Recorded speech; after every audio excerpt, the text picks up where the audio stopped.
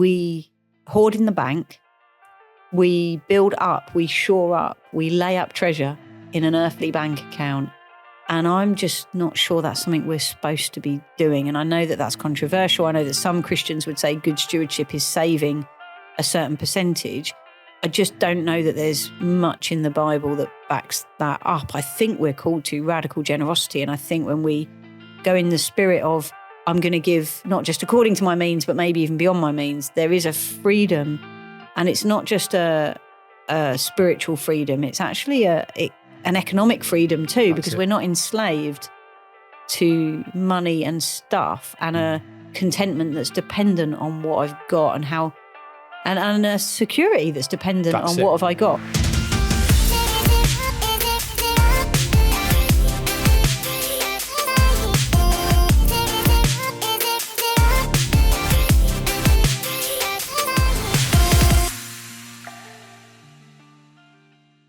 Hello and welcome back to episode number 5 of the Proximity Podcast, season 3, with the very ordinary Natalie Williams. Thank you. I've taken out any politeness or positivity because she doesn't really reciprocate. I think that's the fair truth. I like it. I will be the very ordinary Natalie Williams. I am very ordinary. In fact, sometimes, when you speak a lot, you must get this as well. Sometimes people think you are something special, and I love that. No, I'd speak a lot, but they don't think.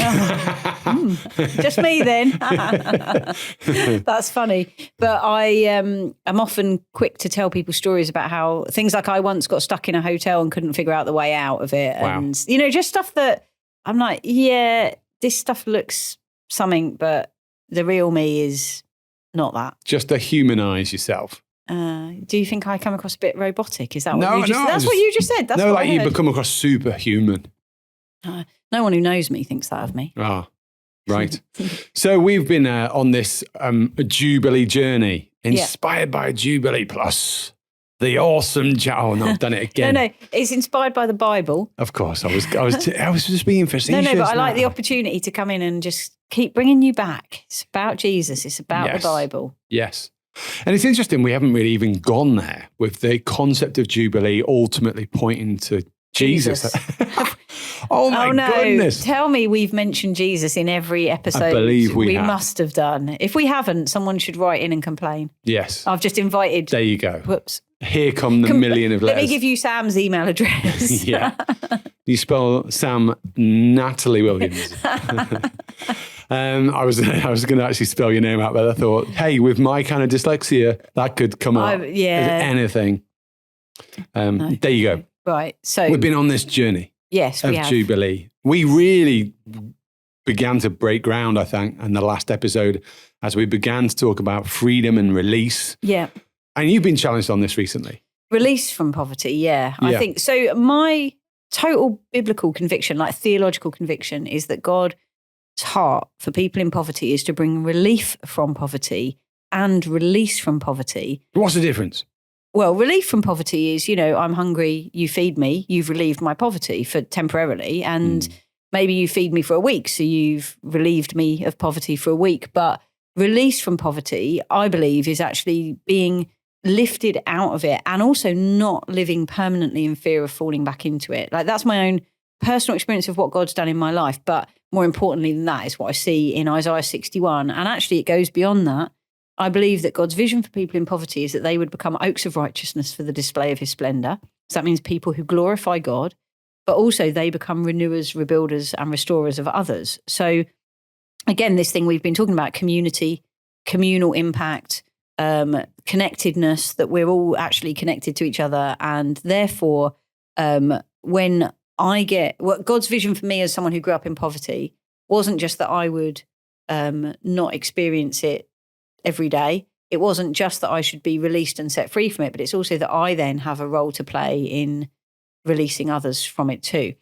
But I preach that. So I have a kind of preach that I do on Isaiah 61. It sounded a bit preachy, I'll be honest with you, Natalie. Well, I've got my 3 points, which they don't quite work, but it is relief from poverty, release from poverty, and restored to restore. It's all ours, but it doesn't quite, they're not 3 the same, are they? Anyway, I preach that. And so lately I've had opportunities to preach it in other nations. And what's been interesting for me is looking in, so I was in a setting in the Middle East recently, and there was a church of about 350 people from 30 different nations. And most people in this church are in economic poverty. So most people in the church are in very low income jobs, like sort of domestic servitude type jobs, and sending a lot of money home actually to their home nations, to their families back home. So in these incredibly low incomes, and I suddenly am like, I'm going to preach in this church that God's vision for you is release from poverty. But actually, you've known Jesus maybe for 20 years. You've got greater joy in Jesus than I know, even though you're materially much poorer than I am. You've got greater gratitude than I've got because you just love the Lord and he is everything to you. And yet, economically speaking, you have not been released from your poverty. And so I've just been really challenged thinking, well, okay, so what does that mean? I spoke to a guy in India recently, actually a church leader in India, and I said to him, do you believe theologically that God's vision for people in poverty is release from their poverty? And he said, yes, absolutely. And I said, so in your churches, like, how does that play out then?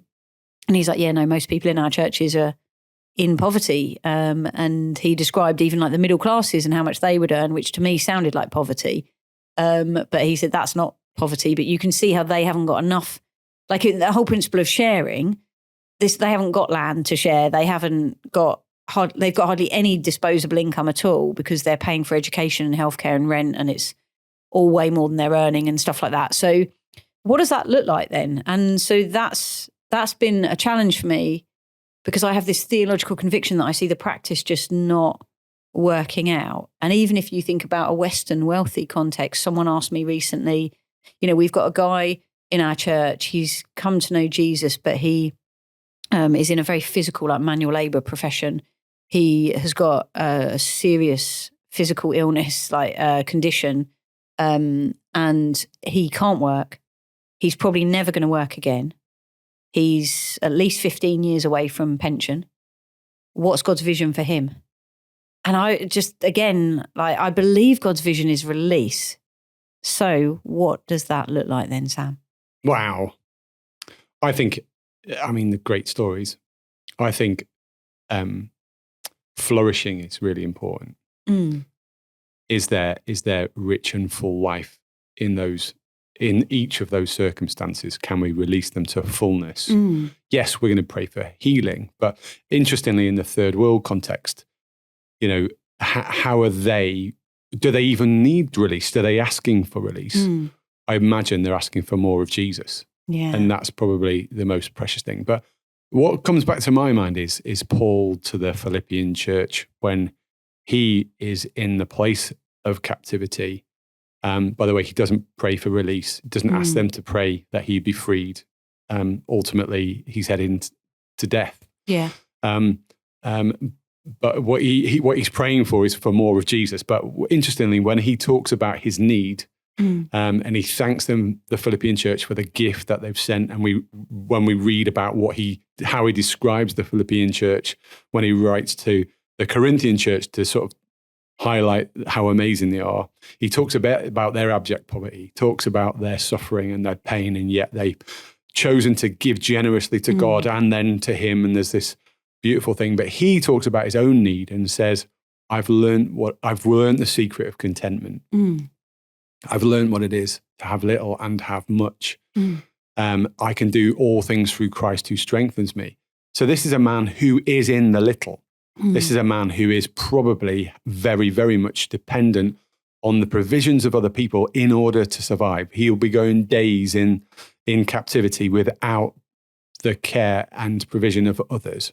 So there'd be days without food. He was a hungry man, I'm convinced, in his prison cell, even if that was under house arrest. But he knows contentment, and it's really the proximity of Christ. It's Jesus is strengthening him, and so he knows what contentment in this life is. And I sometimes worry that we have an idea of what flourishing looks like. We have an idea of what freedom looks like. We have an idea of what release from poverty looks like. And I think the truth is that there's a spiritual dimension that we are missing out on. We've got to be careful that we don't put our understanding of Western release from poverty and say that there should be applied into the third world context. Actually, I wonder if they would even look at our lifestyles and say, you guys are so free. We think we know what freedom is, but maybe they've got a perspective on things that we really need to learn. Oh, yeah. But contentment in Christ is universal, I think. Yeah, and I definitely agree with you. Like, one of the things that struck me, I've had the privilege over the last few years of traveling to quite a few nations where I've met people in abject poverty who know Jesus and have a joy that I am jealous of. And I'm like, how is that work? But it isn't. James says something, doesn't he, about this, about God who's called the poor in this world to be rich in faith. And actually, I say this often, that the people I know in the UK who've got the best faith stories are often those with the least financial resources, because they've had to pray for God to multiply the bread in the cupboard. They've had to pray for God to provide money when they can't pay their rent or mortgage or whatever.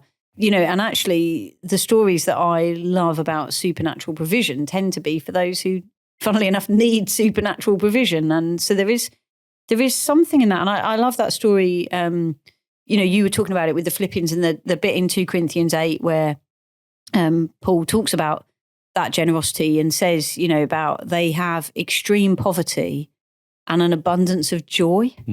And actually that's really interesting, isn't it? Because I think maybe even slightly towards prosperity gospel, in that we think when I have much, I have more joy. And when I have little, I have sorrow and hardship. But actually, even it says of Jesus in Hebrews that he was anointed with the oil of joy beyond his companions.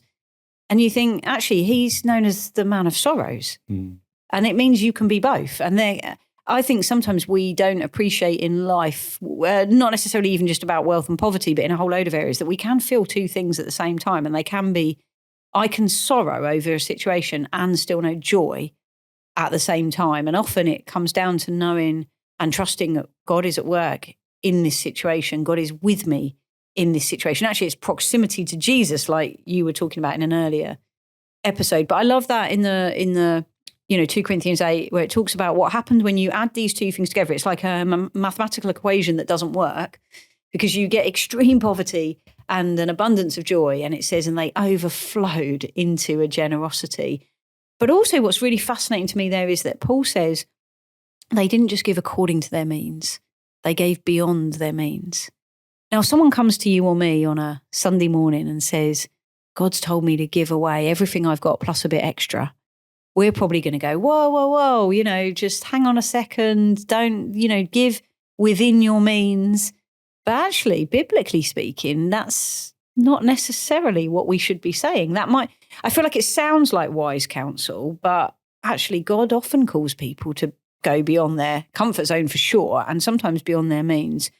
And actually, when I was in this Middle Eastern country, I heard this, I asked the pastor, like, what does release from poverty look like here? And he said about a woman he knows in the church, and she is a servant in someone's house. And he said, if you asked her, are you still in poverty? She would say, no, I'm not in poverty at all. And actually, he said, if you looked at her finances before she came to Jesus and her finances after, there's been no change. But she is one of the most generous people he knows, in that she now has this weekly practice of buying lunch for a bunch of builders who otherwise don't get fed. And so once a week, she takes them some lunch that she's bought and prepared for them. And he would say she's incredibly generous in that sort of regard. If she hears of a need, she's quick to meet it. And so he said, if you said to her, have you been released from poverty? She's going to say, absolutely, I have. But the measure isn't her bank balance or the money in her pocket or whatever.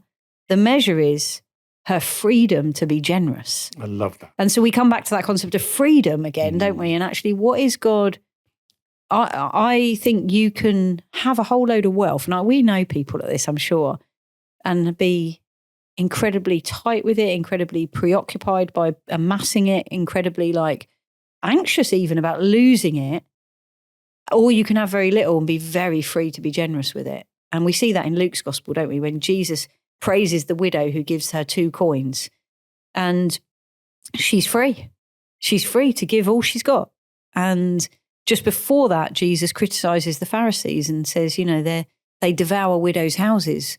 They're so kind of grabby, for want of a better way of putting it, that they will even devour widows' houses, the very thing the Jubilee principle would tell them you need to not be going near widows and taking what they've got. But they'll go after it, in contrast to this woman who's, so they're not free, but she's free to give everything she's got. Wow. And I think in the Western world, we think the more affluent you are, the more free you are. Because, and I just don't think it's true. No. And actually, there was a Harvard study that I read about where I think they interviewed 2,000 millionaires and asked them if they felt they had enough. And they were overwhelmingly inundated with the answer, no. What would you need? I would need at least double. And so those are extraordinarily wealthy people that are captive in thinking that they don't have enough to be safe. And that's what it was about, safety and security. Do you have enough money to make you feel safe and secure? Wow. So what kind of oppression are they in? Now, it's in a different form of oppression than we're aware of with those who are facing abject poverty or destitution. But it's interesting that when we look at Jubilee, there was a freeing not only of the poorest of the poor, but also the wealthy too. Yeah. Like you were going to be released from having to hold on to everything that you think, there's this, you'll be able to give away, give all that stuff up and the burden potentially that comes with it. But it's so hard in the West because we are so convinced that there is no burden in money. Yeah. And there's no oppression in money. Well, actually, I think the Bible would talk about it being potentially the number one God that stands in the way of faithful obedience to him. The love of money instead of the love of God is the root for all evil. Yeah. So you can see almost like there's a system in place that's going to release you from some of that. Yeah, definitely.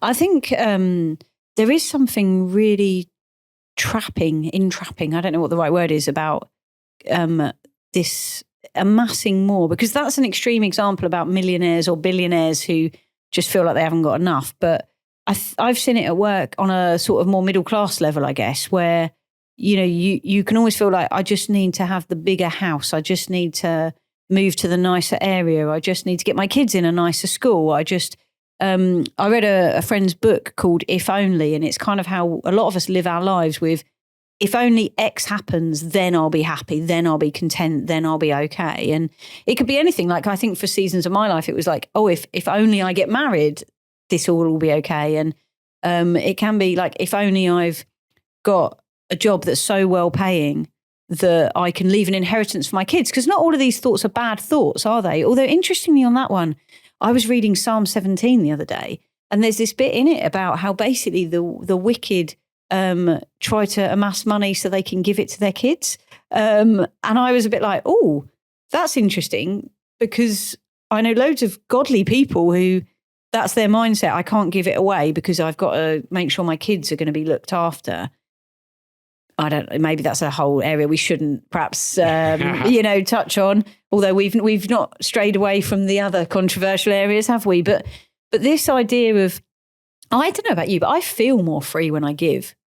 I feel more like there's something about, so I've got a situation at the minute going on in my life that's costing me a huge amount of money. And I recognised a couple of years ago when it started, it's a really unjust situation. It's cost me thousands of pounds that I didn't have. So, like I've had to borrow the money to pay for it and stuff like this. But I noticed a couple of years ago, I'm now afraid. I'm afraid to be generous because I'm worried that I'm not going to have any money. I'm worried that I'm going to get back into debt because I've been in debt. I know what that feels like. I know what overwhelming debt, where you can barely even pay the interest, let alone make any headway into the debt itself. I know what that feels like. I hate that feeling. When I got out of debt, I was like, I'll never get into it again. And of course, it's a good thing to not want to get into debt again. But I just noticed that suddenly I was making choices around what I give to, who I give to, even like a mate running the Hastings Half Marathon, will I sponsor them? And the decisions were coming from a place of fear. And I just was like, I'm not having it. I will not let my generosity or my compassion or my kindness be dictated by fear. I felt this indignation. So I had to make a conscious choice. I'm not going to let this stop me. And so it's really interesting because what's happened for me in the last couple of years is that now whenever I hear of a need, I assume I need to give to it. And it's been really hard. I've had to push myself, but I feel freer because I give. I feel freer than when I'm not giving because I've got to hold on to what I've got. And there is something of, in this Western context, we do hoard. We might, I'm not a hoarder, like I haven't got piles of newspapers in my living room and blah, blah, blah. But we hoard in the bank. We build up, we shore up, we lay up treasure in an earthly bank account. And I'm just not sure that's something we're supposed to be doing. And I know that that's controversial. I know that some Christians would say good stewardship is saving a certain percentage. I just don't know that there's much in the Bible that backs that up. I think we're called to radical generosity. And I think when we go in the spirit of, I'm going to give not just according to my means, but maybe even beyond my means, there is a freedom. And it's not just a spiritual freedom. It's actually an economic freedom too, because we're not enslaved to money and stuff, and a contentment that's dependent on what I've got and how, and a security that's dependent on what have I got, like you said. Yeah, I feel exactly the same. When I was reflecting on this the other day and thinking, if I'm not careful, I begin to find my safety and security in the day my mortgage is paid off, or when I see a pension statement that says my retirement is secure and that I'll have enough money. And isn't that weird that my safety and security is found in something other than God? And I think it's one of the Psalms that says, some trust in chariots, some in horses, but I trust in the name of the Lord. Yeah. What is the safeguard? What is where is true safety found? And it's found in the Lord. And I think Jubilee, again, turned the attention of a people away from what they had. It was the release of all the stuff. And it was a dependence, a refreshed dependence on God who delivers, on the God of the promise, of the God of the plan, who is fully trustworthy, faithful and true. And I feel quite stirred by this. I feel like there's something being challenged within me. Yes, I want to be someone who is enabling release, but at the same time, I want to be released. Yeah. I don't want to be under the systems of this world, which are demanding a certain lifestyle from me, or a certain set of expectations, or a form of thinking which is drawing me away from dependency on God. I want more of him. Yeah, absolutely. But how do we help each other with this? I mean, I don't mean you and me, although we can help each other. But I mean, anyone who's listening to this, it's hard, we don't like to talk about money in British society. And in church, we only really talk about it publicly in the context of tithing maybe and gift days. And in my church network anyway, I don't know about others, but because, I'm thinking I've got a really, really good friend who loves Jesus. Like, he's a godly guy in many of the ways he's living his life. I'm in awe and I feel like his disciple and whatever. But when it comes to money, he often says things to me like, well, I need to make sure that I'm going to be okay if I live to 90 or whatever. So I need to be saving as much as I can now. I need to be, and I struggle with it because I think, but you're putting your future security in your bank balance or in your property investment or what have you. And then I feel super judgmental. And he would probably tell you that when we have these conversations, I come across as pretty judgmental because I'm like, well, no, I think, I often say to him, what are you going to do if God says to you one day, give it all away? And he's like, well, I don't think God would say that to me. But I'm like, I think he will. I think he is now. I think he's saying it through me right now. Yeah. But we try and have these conversations with people and it's hard to have them without being judgmental. But I also, so is he stupid if he gives all his money away? But we love the story when someone does that because often, I've heard testimonies. Someone's like, I had 20 grand in the bank and God said, give it all away. So I gave it all away. And then they often talk about, and it felt so liberating. And now God has blessed us with X, Y, and Z, which often does include God returning some financial blessing to you as well. But obviously, if you do it with that mindset, there's no guarantee that will happen. So I love those stories. But like, if my friend actually turns around to me and says, fine, because you said so, I'm going to give it all away. But by the way, if we're 80 at the same time and we're still alive and I've got nothing, you've got to look after me. Do you know what I mean? Like, I don't know. Am I encouraging him to do something that's not good stewardship, that is foolish? It feels like I'm encouraging him to find freedom and security in Christ and to live abandoned. There you go. Well, it is that though, isn't it? Regardless of the decision he makes, it's dependence on God. And that's why Paul talks about he can do all things through Christ who strengthens me. He knows what it is to be in riches. And it actually took the strength of God in that. But I think he knew again, was journeying with Jesus. He was fully dependent on him. So whether he had money in the bank or not, whether he had a cupboard full of food or not, he had Jesus, and Jesus was everything. Jesus was the lens through which he saw all around him. His perspective on suffering was through the lens of Christ. His perspective on affluence was through the lens of Christ. Let's get people back to dependence on him, whether we give up everything or whether then I suppose when we've got what we have, it's recognizing that what we've been given is from God and he can help himself whenever he wants and we're willing to. Yeah. But it's a full assurance that he's got it. But I do think there's something about in community too. Yeah, I think I think those decisions should be made in community. I love it when people say they've heard God on it and they should give up everything. I'd probably feel more comfortable if they sensed lots of people telling them the same. Not that the group together were giving up everything, but that they'd have confirmation they were able to articulate how that was done in community. Yeah. But the difficulty with that is that often, like, I don't know, I had a woman in my church who's a single mum. She lives on an estate. She's not got a lot. And she told me, God's told me to give up my job and just serve the church. And I was about to say, whoa, you know, let's talk about it. And let's have I was going to give with my wise counsel. But anyway, before I had a chance to say anything, she said, so I've done it. I was like, what do you mean you've done it? And she's like, well, God told me to, so I did it. And I'm like, I'm worried about her. I'm worried about the kids. I'm convicted of my own slow obedience. Like, I would have definitely argued with God for a while before I would have hopefully eventually obeyed him on it. She just did it instantly because she felt God telling her to.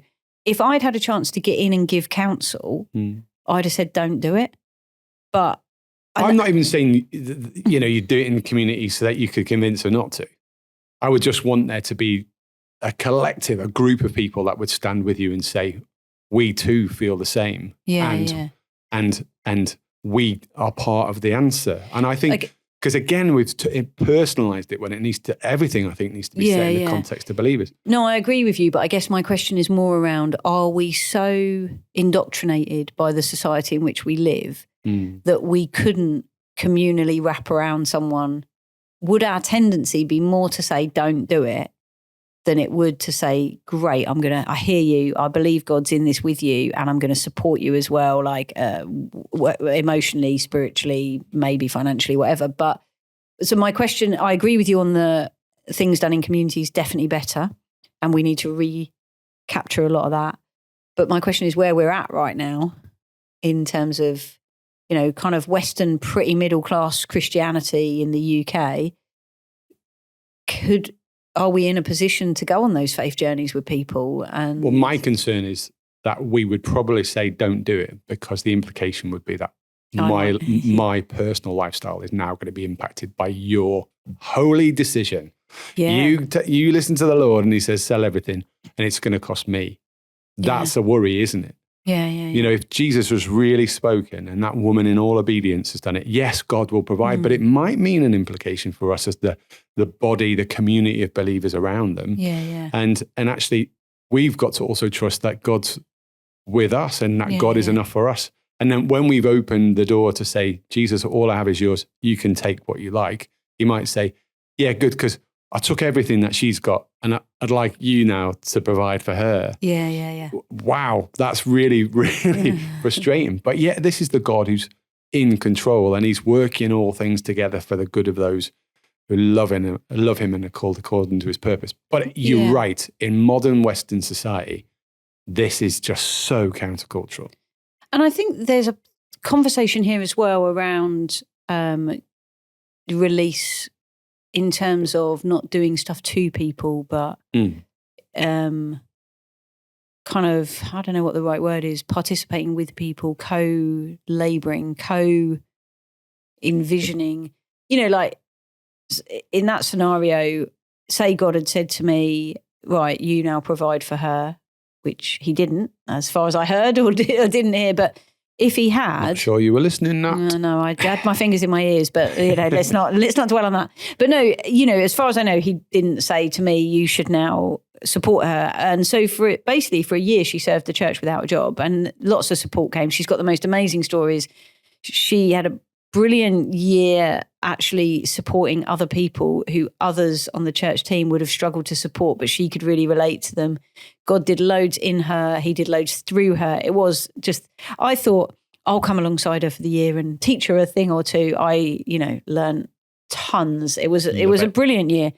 But let's say I had felt God say, will you now support her? The difficulty is, I think, that sometimes people, I would have probably done it to her. So I would have said, right, I'll pay your rent or whatever. But she might not want that. And so how I feel like there's something in release here of people having agency and being involved in their own freedom that I think is something that's really difficult to grapple with. And yeah, I'm just wondering whether we should touch on that, really. Yeah, I think that'd be good into our final episode. Maybe we can go there, can't we? And I suppose that's one of the distinct differences between the original intent to the circumstances of those who received a Jubilee command, where the agency was that they were given back an inheritance with a clear border and boundary, a plot of land. So in some regards, there was definite agency restored there, right? And that's very, very difficult.